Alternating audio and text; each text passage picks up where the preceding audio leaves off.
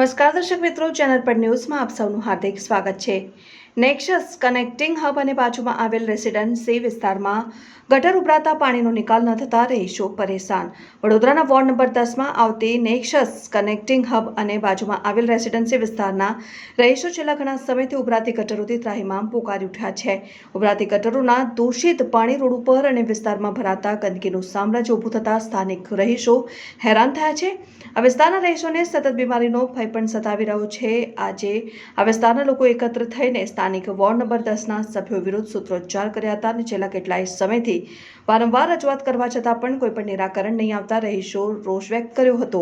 સ્થાનિક રહીશોમાં આક્રોશ સાથે ચર્ચાઈ રહ્યું હતું કે વડોદરા મ્યુનિસિપલ કોર્પોરેશનમાં ભાજપની 30 વર્ષથી શાસન ચાલી રહ્યું છે, છતાં પણ નાગરિકોને સુવિધા ન મળતા વોર્ડ નંબર 10ના અધિકારીઓ રાજીનામા આપે તેવું ચર્ચાઈ રહ્યું છે।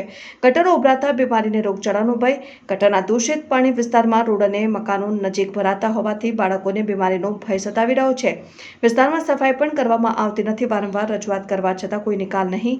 વોર્ડ નંબર 10ના સભ્યો અને સત્તાધીશોને વારંવાર રજૂઆત કરીએ છીએ તેવું જણાવે છે। થઈ જશે પરંતુ કોઈ ઉકેલ આવતો નથી। સૌથી વધારે ગટર અહીંયા ઉભરાય છે, દુર્ગંધથી માથું ફાટી જાય છે અને વોર્ડ નંબર 10ના કોર્પોરેટર અને ત્યાંના અધિકારીઓ કેટલી વહેલી તકે સમસ્યાનું નિરાકરણ લાવે તે જોવું રહ્યું। અને કઈ ઓફિસ અને જે ક્લાસ ચાલે છે એ ક્લાસની અંદર કેટલા બાળકો આવી રહ્યા છે? આ કોમ્પ્લેક્સની અંદર 2 થી 3 ક્લાસીસ અત્યારે ચાલી રહ્યા છે અને કુલ મળીને 250 થી 300 છોકરાઓ જેવી સંખ્યા છે અહીંયા આવતા છોકરાઓની।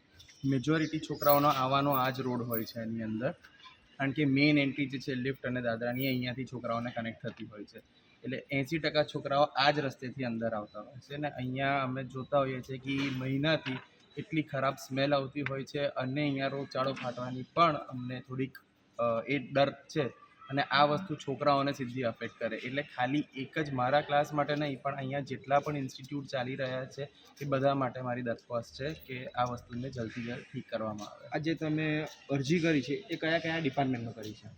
અમે આ અત્યારે મેઇન વોર્ડ 11ની અંદર વોર્ડ 10ની અંદર અત્યારે અમે કયું ડિપાર્ટમેન્ટ? Engineering department, sanitary. હા, અમે અત્યારે વોર્ડ 10ની અંદર સેનેટરી ડિપાર્ટમેન્ટની અંદર કમ્પ્લેન કરેલી છે, લખીને પણ આપેલું છે અને ઓરલી પણ એકવાર અમે વાત કરી ચૂક્યા છે એમની જોડે। શું નામ તમારું? નિશાંત મહેતા। તમારા વિસ્તારમાં કેટલા ટાઈમથી સમસ્યા છે અને આ વિસ્તાર કયો છે? એકચ્યુઅલી હું ડૉક્ટર કપિલ બોલું છું। આ અમારી નેક્સસ સોસાયટી છે જે બાલી 51 વિસ્તારમાં આવેલી છે, વાસણાબાઈ રોડ ઉપર।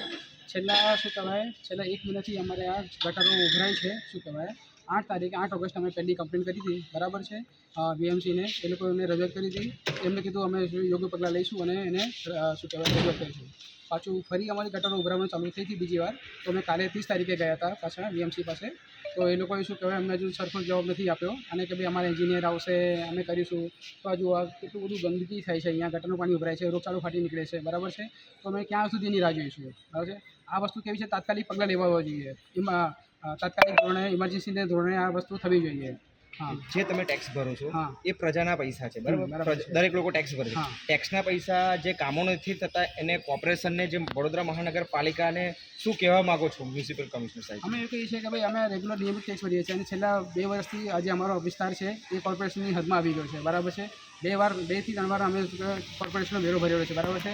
તેમ છતાં બી જો અમારે આવી હાલાકી ભોગવવી પડે અને આ સૌથી સારામાં સારો વિસ્તાર કહેવાય છે, જો એમાં અમારે હવે હાલાકી ભોગવવી પડે તો પછી એનો કોઈ મતલબ રહેતો નથી। શું કહેવાય, આ જે તમારી માંગણી છે સંતોષકારક જવાબ આપવામાં નહીં આવે તો તમારી શું કાર્યવાહી રહેશે આગળ?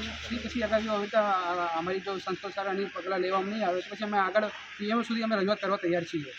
શું નામ તમારું? મારું ડૉક્ટર કપિલ મિત્તલ, હું ફિઝિયોથેરાપિસ્ટ છું। કારણ કે મારા દર્દીઓ બી કેટલા દિવસથી કહે છે સાહેબ અહીંયા ગટરો ઉભરાય છે, પછી આ અમારા જે ક્લાસીસવાળા છે, બેન્ચમાર્ક ક્લાસવાળા, એમના જે છોકરાઓના પેરેન્ટ્સ આવે છે એ લોકો બધા એવું કહે છે કે ગટરો ઉભરાય છે, બધા શું કહેવાય, તો એ સારું ના કહેવાય। હા, આગળ જો તાત્કાલિક પગલાં લેવામાં નહીં આવે તો અમે પીએમઓ સુધી રજૂઆત કરવામાં રેડી છીએ, બરાબર છે। હા।